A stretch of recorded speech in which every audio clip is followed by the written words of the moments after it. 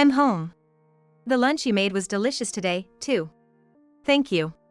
My husband, returning home, placed the lunchbox inside a tote bag on the kitchen counter, just like always. Welcome back. Dinner will be ready soon, so go take a shower first. Okay. It was a typical scene in our household. From the tote bag on the counter, a plastic square lunchbox was taken out. It was cleanly eaten. Waking up at 5 a.m. to make lunch, I always feel happy to see the lunchbox empty. I smiled broadly, thoughtlessly washed the lunchbox, and then got back to finishing dinner preparation. At that moment, I completely forgot. The lunch I had packed for my husband that day was a burger. Wait, wasn't it a burger yesterday? The next day, while eating a burger made by my mother for lunch, I suddenly remembered. There are 2 lunchboxes for my husband. A square one and a round one. I used the round one, but the one returned was the square. I didn't put the washed lunchbox back in the cupboard last night, and this morning, I filled it with a sandwich before handing it over. I had a bad feeling. I contacted someone to investigate my husband. The results revealed actions of my husband far beyond what I had imagined, leaving me speechless. My name is Iris Johnson, 30 years old. I used to work at a bank, but now work as an office clerk at my father's company after getting married. I married my husband, Chris, who is 3 years older than me, 3 years ago, introduced by a couple who are friends of ours. Chris was also invited to a drinking party with our close couple friends, as he was looking for a girlfriend at the time. My first impression of my husband was a handsome man, tall and slender, looking great in a suit. I work in sales at S-Store, a company near the station. Oh, that S-Store? It's like a dream company for the locals, right? Is the job tough? Well, I guess. I mean, it's definitely busy, but since it's a family-run business, that part's actually the bigger challenge. Oh, I see. I gave a wry smile, somehow understanding. My own family runs a business too, with my mother and brother working there. It struck a chord. The top guys are the president and his wife, and the executive vice president is the president's brother. Recently, their son joined the sales team. It's kinda hard to complain about anything in the office. S-Stores is a company dealing in wholesale food and liquor, a fairly well-known local business with about 30 employees. Despite being in a rural area, it's known for good salaries. There are many job seekers, but naturally, since employees rarely leave, it's hard to get in. It's a well-regarded company in a good way. What about your job, Iris? My husband asked, and my friend was quick to respond, as if she'd been waiting for the question. Iris? Oh, she works at the bank closest to Chris's office. Maybe you two have already met somewhere? My husband looked at me in surprise. Maybe my friend was trying to set up a meant-to-be moment. But unfortunately, the bank I work at is relatively minor locally, and while S-Stores is nearby, it's still a 10-minute drive away. How about we go out for dinner sometime after work? I'd love to hear your gripes. Sure, if I'm suitable. This was the start of my relationship with my husband. Chris, being in sales, was always considerate and charming. He always took me to nice restaurants and gave me thoughtful gifts on anniversaries. My friends were quite envious. Upon marrying, I left my bank job to help my father's struggling company. Partly because my mother, who'd been managing all the office work, had health issues. Iris, I'm sorry. Because of Mom, you had to quit your job at the bank. Don't worry about it. The salary's almost the same, and I can leave at regular hours.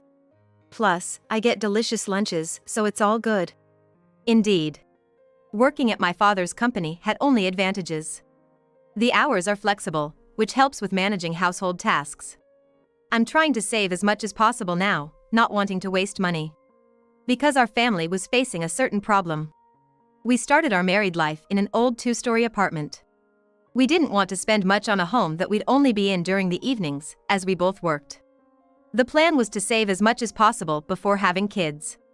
One of our problems was that my in-laws didn't think too highly of me. My parents, being country folks, are jealous thinking your family is wealthy. They misunderstood that not having a wedding ceremony was us looking down on them. Wasn't it Chris who didn't explain it properly? If you had explained, maybe this wouldn't have happened. We didn't have a wedding party. We wanted to spend our life after marriage, not at a party, which we explained to my in-laws. They opposed it, believing in spending on celebrations. So instead, we had dinner with both families. I thought my in-laws were satisfied with that, but they must think we don't want to be tied to their family. It seems they've made up their mind about that. But I'm sure things will change once we have kids. Yeah, that's all we can hope for. Even when we greeted them at their house or met both families together, they never said anything unpleasant directly. They did seem disappointed when we said we weren't having a party. The words of my in-laws, as told by my husband, seem more genuine since I'm not there.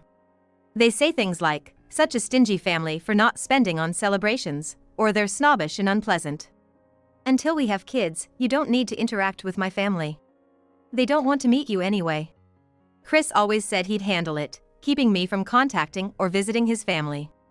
Hey, how about we visit them together this Christmas? I really want to clear up this misunderstanding and get along. We can wait until we have kids. They said they don't want us to come. Plus, I don't want you to start the new year feeling bad. Since my husband's family lives in the next town, we never ran into them accidentally after marriage. My friends said, "That's convenient, isn't it?" But I still felt disappointed that I couldn't get along with my husband's parents. And then, there was another problem troubling me. It might be even more troublesome. Iris, I have a little favor to ask. My husband, emerging from the bath, hesitantly started to speak. Oh no, again. What is it? You haven't already run out of your allowance, have you?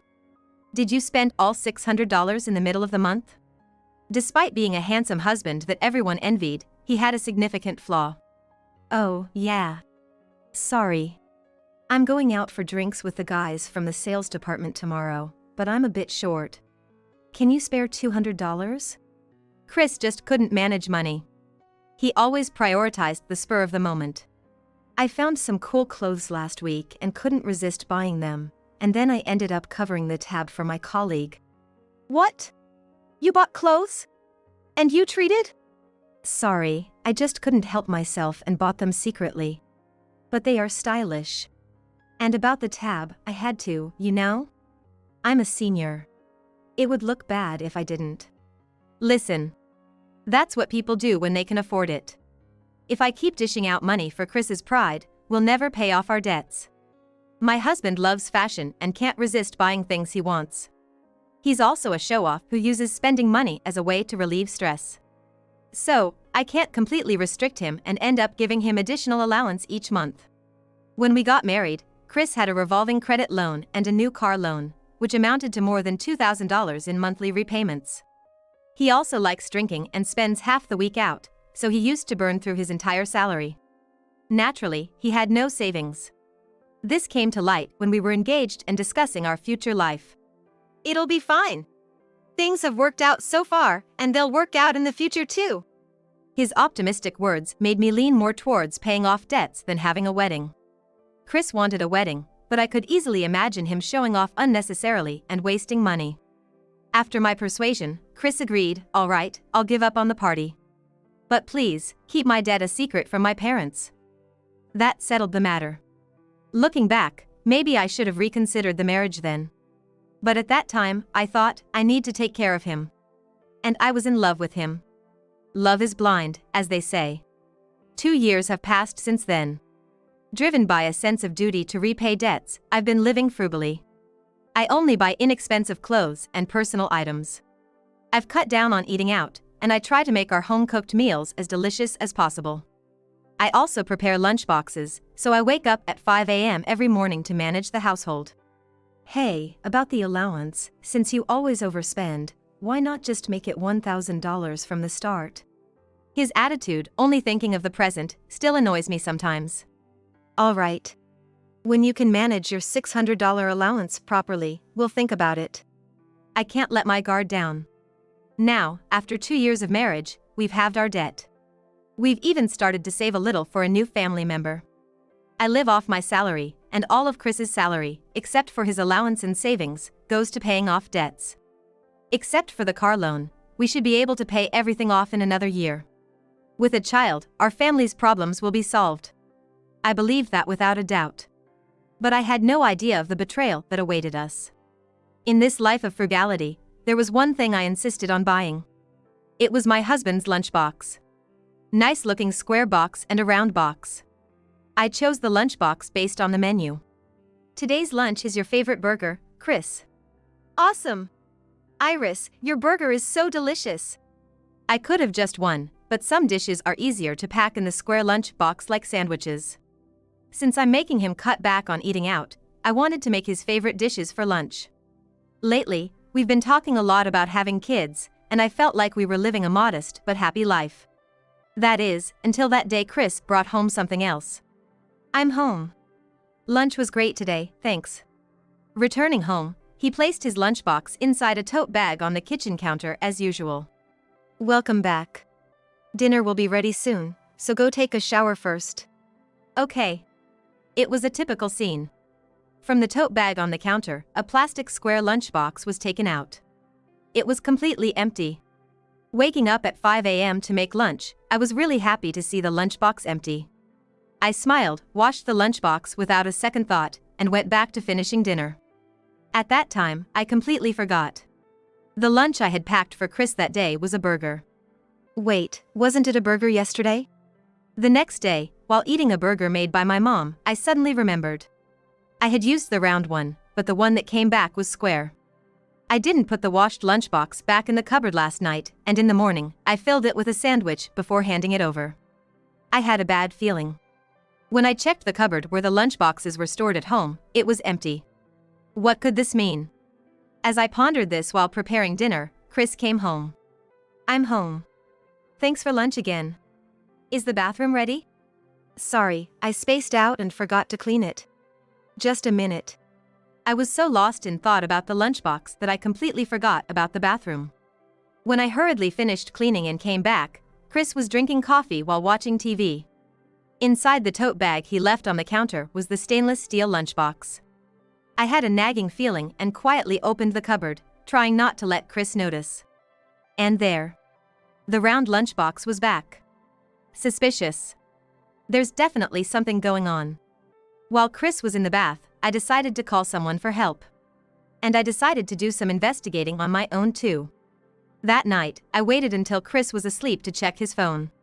He kept a notebook with his passwords and IDs in his desk drawer. If he hadn't changed his hiding spot, maybe he didn't have anything to hide? I hoped so. Otherwise, he was seriously underestimating me. Upon opening his phone and checking his social media, I saw frequent messages with someone named Louise. Reading the contents, I felt a surge of anger. Thanks for the lunch again today. Your lunches are so cute and delicious. It feels like we're newlyweds. I'm so happy.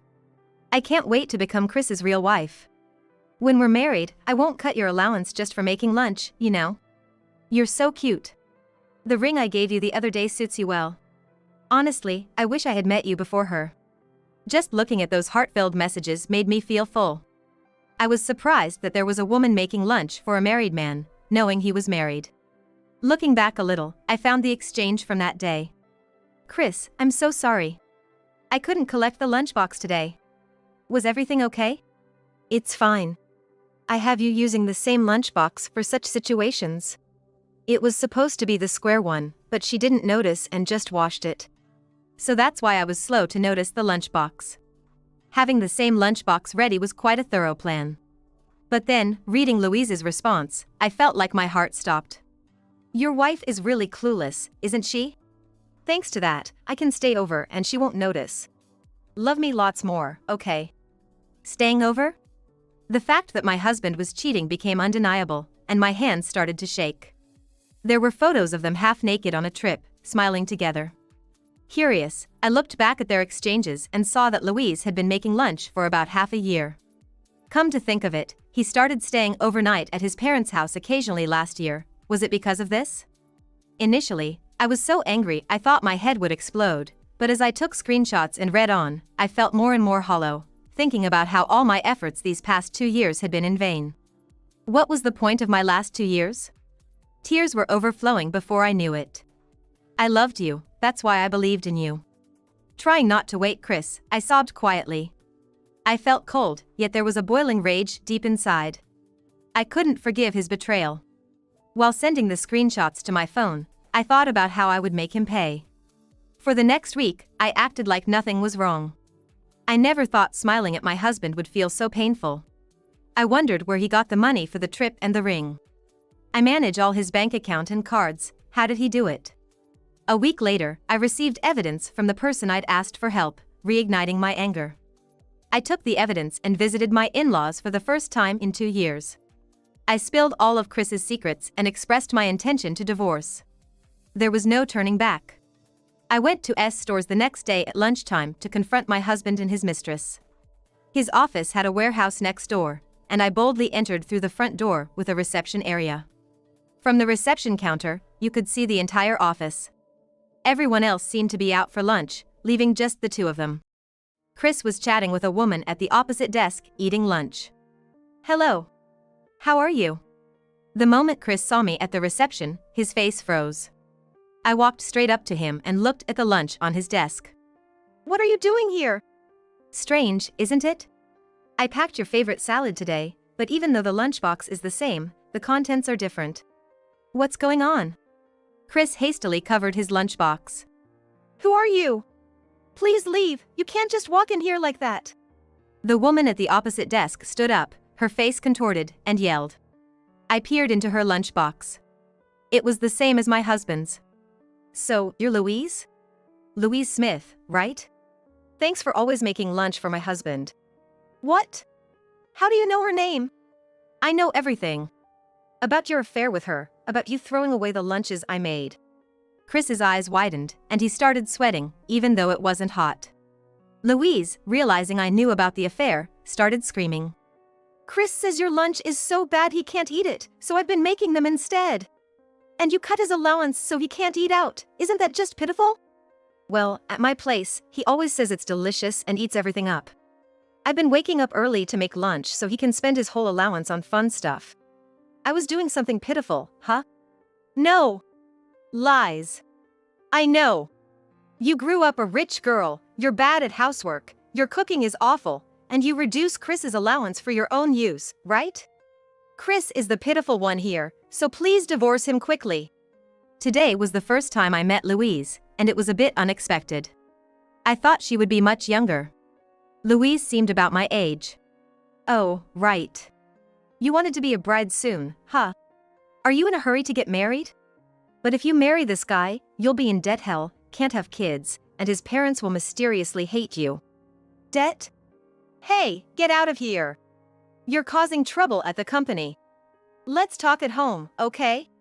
Chris, sweating profusely, desperately pushed me out. Then, a middle-aged woman peeked out from a seat partitioned off by a cubicle. "It's fine. Take your time, it's lunch break. Iris is like a daughter to me. If necessary, I'll testify about the two of them at the company." "What? Daughter? What do you mean? I didn't know they knew each other." The person I had contacted was Marcia, the wife of the president of my husband's company. She's an old friend of my mother's from her student days and used to visit our house often when I was little. I kind of forgot to tell Chris about her as she used to listen to my complaints about the company. Marcia had been investigating the fate of the lunches I made for Chris and their behavior at the company. "You were throwing my lunches in the break room trash can every day. I got videos of it and showed them to your parents." "What? Parents?" "Yeah, I went to your parents' house yesterday. I revealed all your secrets. They were surprised, but apparently, you made me out to be the bad guy and got money from them. No wonder you didn't want me near your house." Yesterday, when I went to Chris's parents' house to talk about his debts and affair, I heard shocking things. They believed I, being a rich girl, despised their poor family and didn't want to associate with them. Moreover, they thought I was infertile and that the treatment costs were making our life difficult, so they were giving Chris $600 a month. Sometimes he even begged for more, right? So you had nearly $2,000 a month for allowance? You even stored your new clothes at your parents' house. Well, that's... Louise, this is who he really is. Still want to marry him? I'm divorcing him, but if you want him, I'll gift wrap him for you. Oh, no. I don't want him. What? Why not? Wait. Divorce? Let's talk at home. It was just a fling. I'll be good from now on. Sorry.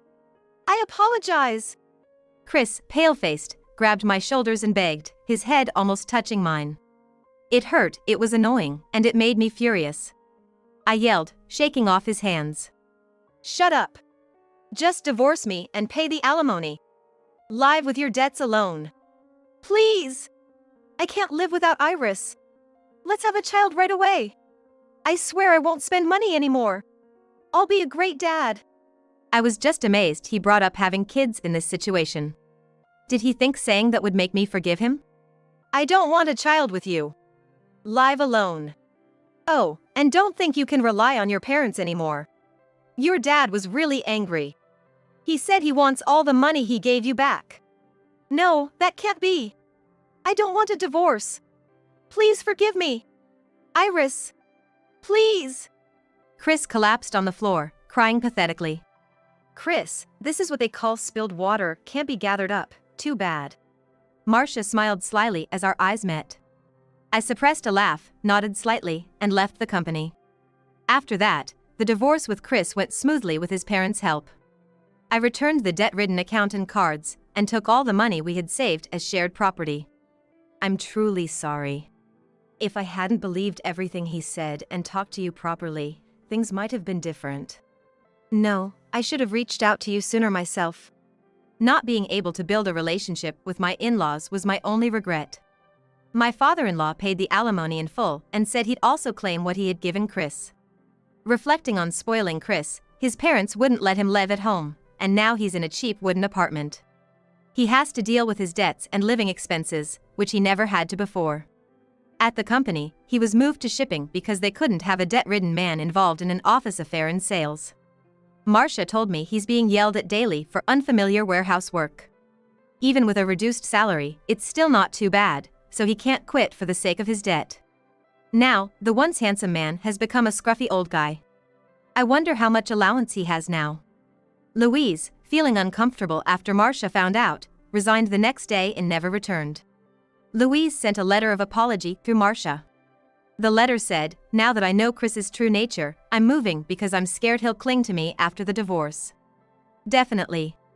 I've returned to my parents' house, saving money with the frugality skills I learned. Chris begged to get back together several times, but I completely ignored him. Marcia's warning seems to be the most effective since he can't quit his job. With the alimony from the two, I'm planning a spa tour with Marcia and my mother soon. My life is just beginning. I plan to live positively from now on.